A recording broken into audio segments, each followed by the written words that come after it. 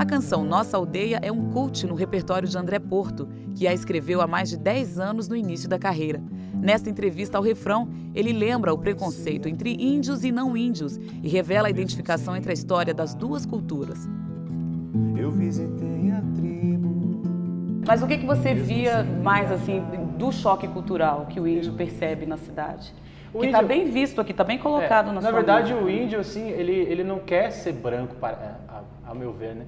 Ele quer ter os mesmos costumes, só que morando na cidade, né? Um exemplo, tem dois grandes exemplos disso no Brasil, que é em Campo Grande, que tem a aldeia Marçal, que é uma aldeia urbana, assim, que foi criada, que eles não perdem nada dos seus costumes, eles apenas vivem na cidade.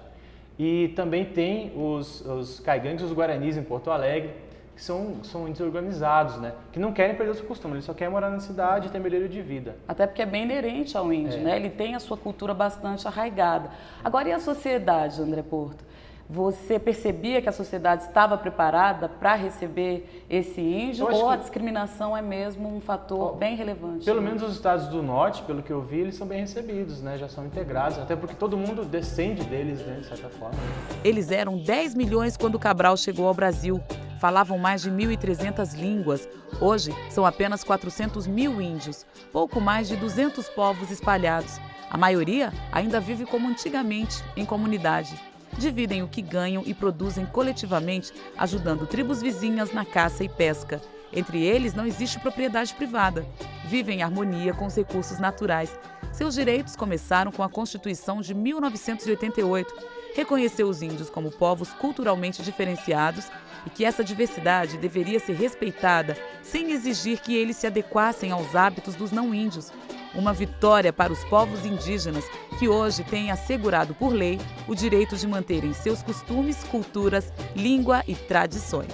Para nós é muito importante que eles sejam benquistos, que eles se integrem na nossa sociedade, porque eles têm um valor cultural enorme, né? A gente não pode deixar isso se apagar, né? Tem índios que de fato estão bem colocados na sociedade, tem índios que vivem bem, né? Que trabalham até com madeira mesmo, né? Com pedras preciosas, mas a maioria não está bem ainda, né? Eles alegam que tem muito preconceito contra eles, tal, assim. Agora, o índio ele não deixa de ser índio. Ele pode viver em qualquer lugar. Ele não quer deixar de ser índio. Não tem como, né? Tá ali a cultura dele. E eles vivem muito família, assim, eles são muito assim unidos, né? Eles não querem perder isso, né? Agora, a sociedade está preparada para também compreender a cultura do índio? Será? Parece que não. Através da educação, a própria comunidade indígena, os povos indígenas podem quebrar alguns obstáculos, que essas dificuldades, que as políticas públicas, né, que pode ser, através da educação, pode os alunos indígenas se formarem, né, para criar um projeto para os benefícios das comunidades indígenas. Quero colocar um fato aqui que eu lembrei. A minha mãe, ela é professora de biologia e ela trabalhou com manejo florestal, né? E os índios frequentavam a minha casa, durante o período eles frequentaram a minha casa, na época que meu pai morava em São Félix do Xingu, né? E era muito interessante a cultura deles com a nossa. Eles são muito família, assim, são muito unidos e eles querem ser aceitos dessa forma, né?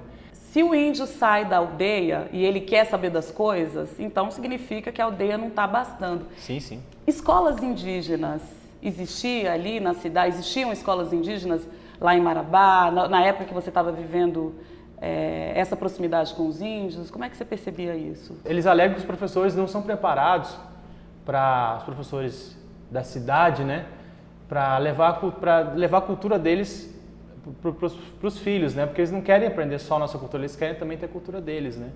Em relação a essa preocupação da sociedade de manter a cultura indígena, eu acho que a gente tem dois posicionamentos. Por um lado, ainda há uma sociedade muito preconceituosa e discriminatória em relação aos povos indígenas. Eu acho que isso se dá principalmente porque nesse processo de demarcação das terras indígenas, dos conflitos de terra, e daí essas pessoas que têm o potencial de modificar a opinião pública, né, ela acaba passando uma imagem do indígena ainda de que tem muitos direitos, de que tem direitos sobre as terras que não deveriam ter. E isso começa a aumentar essa questão do preconceito e discriminação. E um outro lado que eu acho que ainda fortalece essa discriminação na sociedade é essa questão da sociedade começar a entender os índios que moram na cidade, os índios urbanos, né? Porque então começam essa situação de que, então não é mais índio, porque não vive na aldeia, então isso também gera muita discriminação. E o que você acha que expulsa os índios das aldeias e os leva para a cidade? Pelo que eu saiba, eles querem melhoria de vida, né?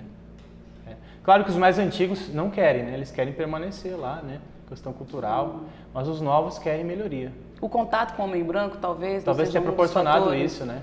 Tem a questão da saúde também, né? Eles alegam que se ficar doente lá na aldeia, como é que vai fazer e tal. Será que as políticas indigenistas também não são responsáveis por tirar o índio lá da tribo, né? E mandá-los para a cidade? Já que, por exemplo, a FUNAI teve agora uma repercussão do fato da FUNAI tirar alguns postos de atendimento de saúde para os indígenas. Então eles ficaram sem atendimento, então vão procurar esse atendimento na cidade.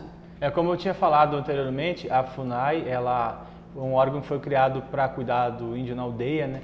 E o que a FUNAI, até onde eu sei, alega é que eles não têm condição financeira, enfim, não tem verba e nem inicialmente o órgão não foi criado para atender os índios na cidade, né? Agora, isso que você falou do próprio índio ter dificuldade em se colocar na sociedade que não pertence a ele, você percebeu também que o índio, ele escamoteia a sua própria identidade, né? Tipo, tem vergonha de ser índio para não sofrer represálias. Eles alegam que fazem isso em função do preconceito. O que a gente acredita atualmente é que quanto mais os indígenas adquirem os nossos códigos, entendem a nossa sociedade, mais forte começa esse processo de revitalização cultural. Porque daí eles começam a entender como é que foi esse processo histórico de degradação, de discriminação, de expoliação das suas terras. E daí começa um processo inverso de querer, né, criar projetos e para revitalizar a sua cultura e que os seus filhos comecem a ter esse contato também com a aldeia e sem deixar de dominar os nossos códigos.